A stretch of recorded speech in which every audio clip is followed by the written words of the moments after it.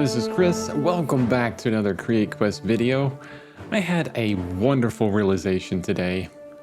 It's pretty simple but awesome. Motive is the root of motivation. I mean, in the word itself, you look at motivation, you have motive at the very front there.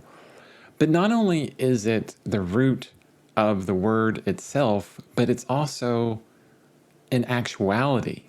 Motive is the root of motivation. And I want to begin with a quote from Robert Henrine, his book, his amazing book, The Art Spirit. And he says, quote, "There is an orchestration throughout the whole canvas. Nothing is for itself, but each thing partaking of the other is living its greatest possibility, is surpassing itself with vitality and meaning, and is part of the making of great unity. So with the works of great masters. Do not tell me that you as students will first learn how to draw and then afterwards attend to all this. It is only through such motives that you can learn to draw.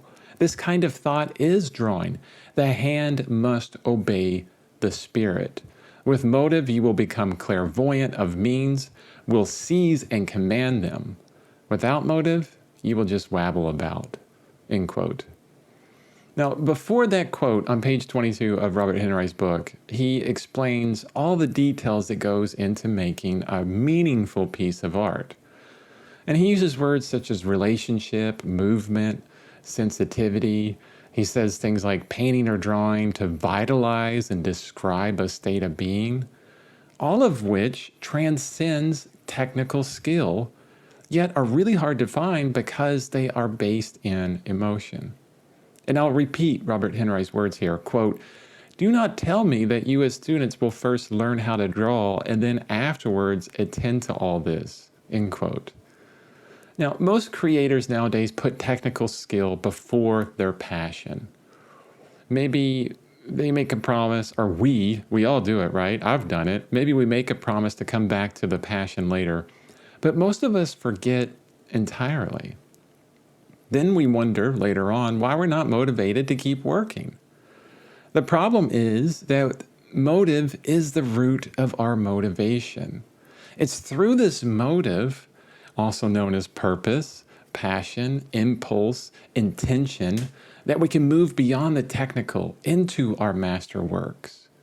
Our motivation grows from our motive, our ideas, our thoughts, our feelings, our wants. This is where motivation comes from.